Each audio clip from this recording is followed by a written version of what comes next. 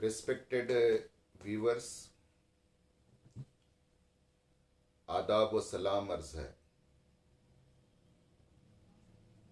बंदा मोहम्मद आसिफुद्दीन, रुकन शूरा जमात इस्लामी हिंद हल्का कर्नाटक, मीलादुन नबी के मौके पर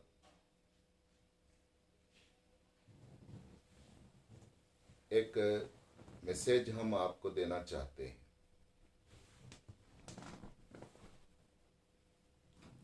मीलादुन नबी सल्लल्लाहु अलैहि वसल्लम हज़रत मोहम्मद सल्लल्लाहु अलैहि वसल्लम की पैदाइश के दिन को कहते हैं। आज से तकरीबन 1450 साल पहले, यानी 569 में हज़रत मोहम्मद सल्लल्लाहु अलैहि वसल्लम सऊदी अरब के शहर मक्के में पैदा हुए। 25 साल में आपकी शादी हुई और 40 साल की उम्र में आप अल्लाह की तरफ से अल्लाह के आखिरी पैगंबर बनाए गए। ये अल्लाह के आखिरी पैगंबर जो दूसरे पैगंबर आते रहे, जैसे इस दुनिया के पहला आदमी खुदा के पहले रसूल और पैगंबर हैं हज़रत आदम अलैहिस्सलाम, उनके बाद हज़रत नूह, फिर उनके बाद हज़रत इब्राहीम, फिर उनके बाद हज़रत मूसा अलैहिस्सलाम, फिर उनके बाद हज़रत ईसा अलैहिस्सलाम। हज़रत ईसा अलैहिस्सलाम के बाद तकरीबन 600 साल तक कोई नबी या कोई परवादी नहीं आए थे। अल्लाह ने इंसानों पर, दुनिया वालों पर रहम किया जो एक खुदा को भूलकर अनेक खुदाओं को पूजा कर रहे थे। तो अल्लाह ने फिर एक मर्तबा अपने आखिरी पैगंबर हज़रत मोहम्मद सल्लल्लाहु अलैहि वसल्लम को भेजा ताकि लोग अंधेरे से निकलकर उस रोशनी में आ जाएं जिसमें उन्हें उनके पैदा करने वाले का सही परिचय हो, उनके जीवन का परिचय हो, इस दुनिया की हकीकत मालूम हो और फिर वो उन्हें सन्मार्ग मिले। आप 23 साल नबी रहे और इन 23 सालों में आपके ऊपर कुरान मजीद, होली कुरान,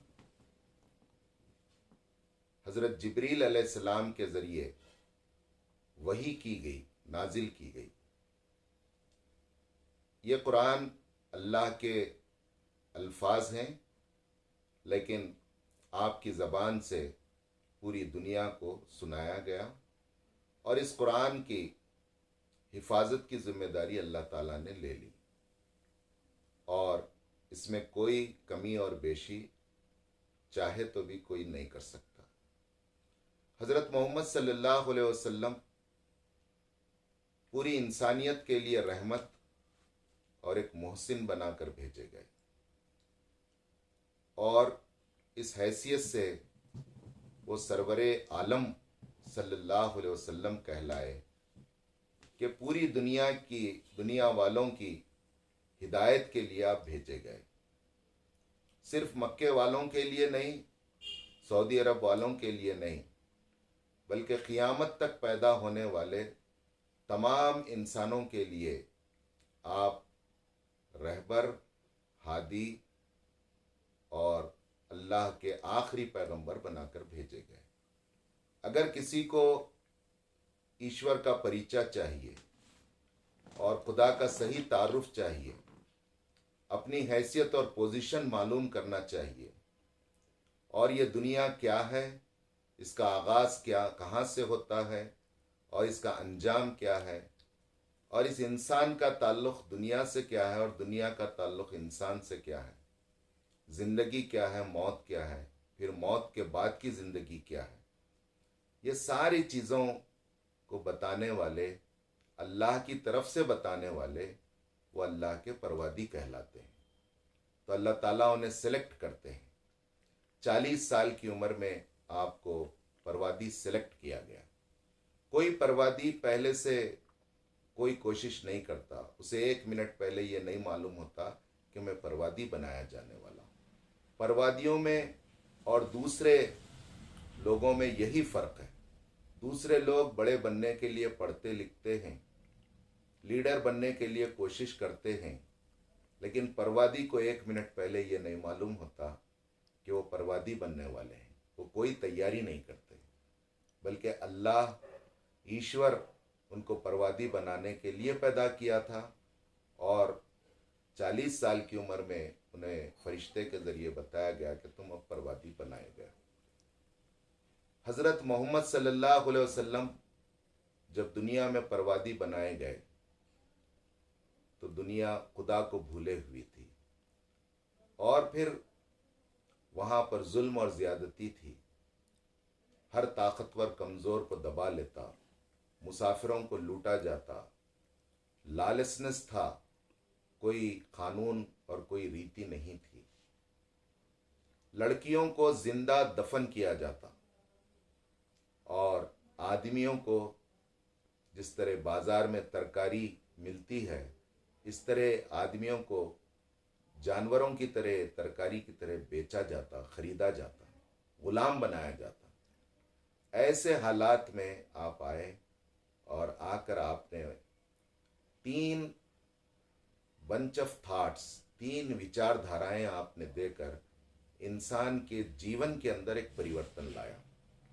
पहली चीज़ ये कि मैं खुदा की तरफ से परवादी बनाकर भेजा गया और 40 साल की लाइफ मैंने आपके सामने गुजारी है। तुम मेरे मुताल्लिक़ क्या कहते हो?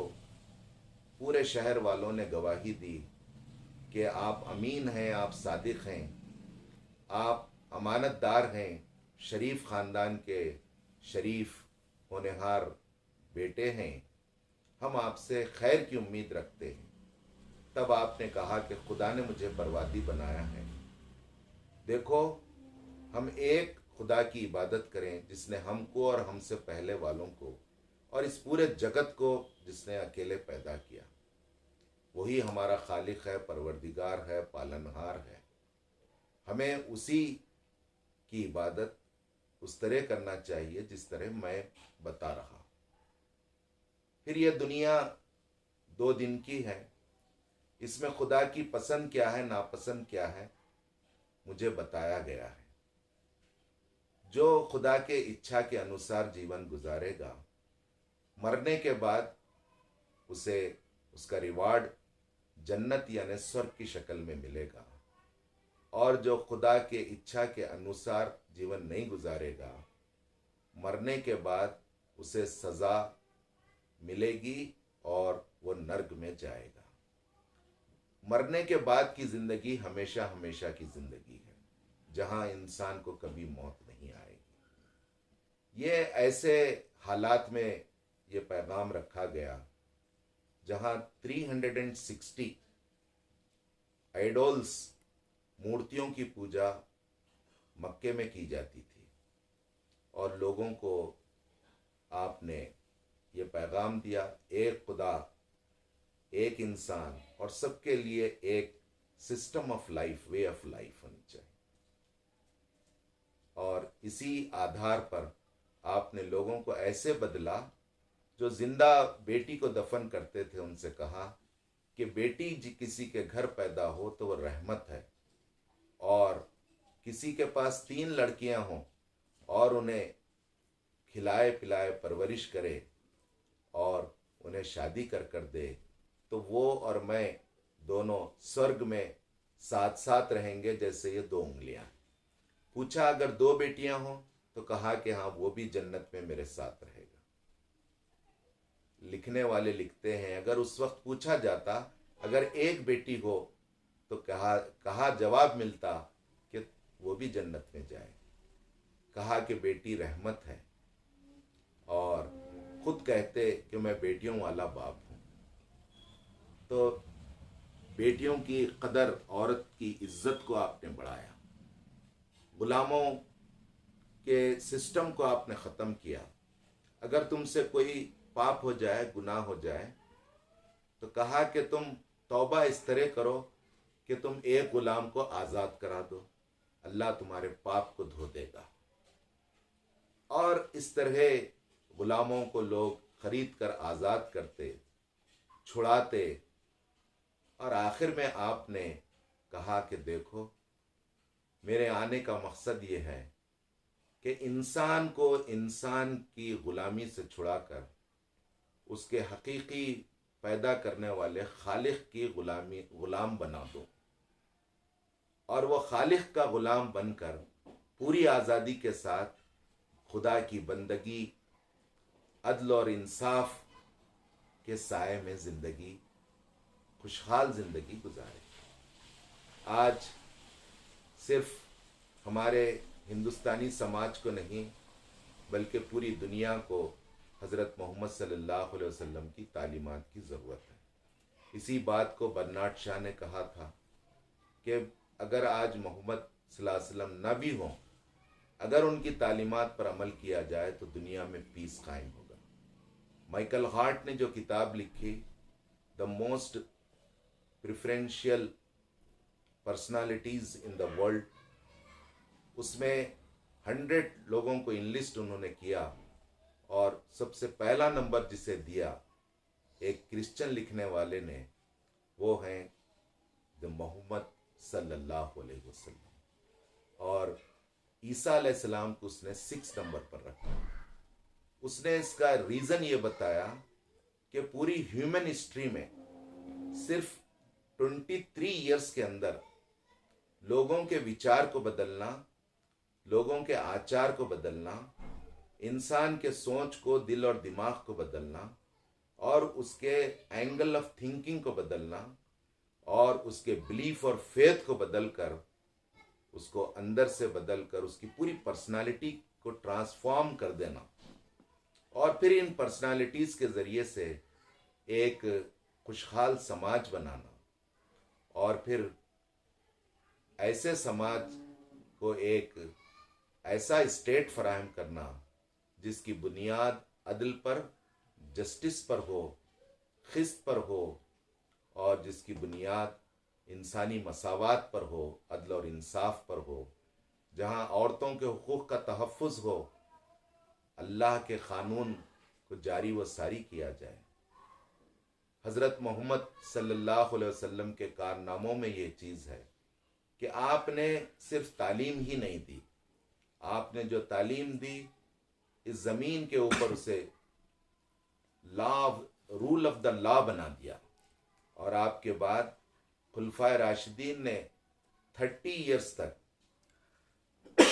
इयर्स तक Islam as the rule of the law 30 years तक अपने पूरे उसूलों के साथ कायम रहा, और दुनिया ने देख लिया कि इस्लाम के साए में जो समाज ज़िंदगी गुजारता है, वो समाज कैसा खुशहाल होता है, औरतों का हुकूक़ का तहफ़्फ़ुज़ कैसा होता है, इंसान की कदर कैसी होती है, और फिर खुदा की बंदगी की बुनियाद क्या होती है, ज़िंदगी की हकीकत क्या है, और अपने ईश्वर और पैदा करने वाले से जहाँ रिश्ते को जोड़ा, वहीं आपके कारनामे में ये है कि आपने इंसान को इंसान से मिलाया और उनके हुकूक़ व फ़राइज़ बताए।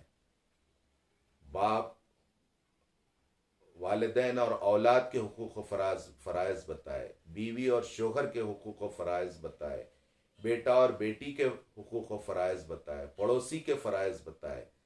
आपने ये मैसेज दिया कि वो मुसलमान नहीं हो सकता जिसका पड़ोसी उसके शर से महफूज ना रहे। वो मुसलमान नहीं हो सकता जो पेट भर कर खाना खाए और उसका पड़ोसी भूखा सो जाए। वो मुसलमान नहीं हो सकता जिसके ज़बान से, जिसके हाथ से इंसान महफूज ना रहे। ये और इस तरह की बहुत अहम तालीमात परवादी मोहम्मद सल्लल्लाहु अलैहि वसल्लम ने दी। आइए आज मीलादुन नबी के मौके पर पूरी दुनिया में मुसलमान हज़रत मोहम्मद सल्लल्लाहु अलैहि वसल्लम को याद करते हैं। ऐसे नहीं है कि सिर्फ आज ही याद करते हैं, पूरी जीवन के लिए हमारे सामने उन्हें एक रोल मॉडल बनाया और उनका नमूना जो इख्तियार करेगा उसके लिए रियल सक्सेस है here and in here after. और आपकी पर्सनालिटी को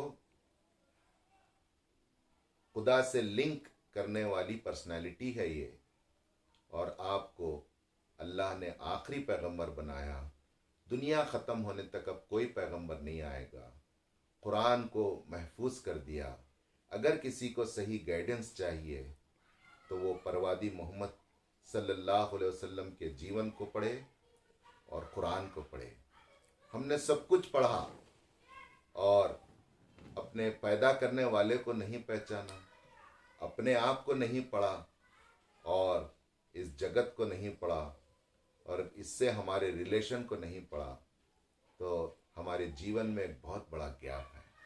उस गैप को पुर करना ये मीलादुन नबी का बहुत बड़ा मैसेज है।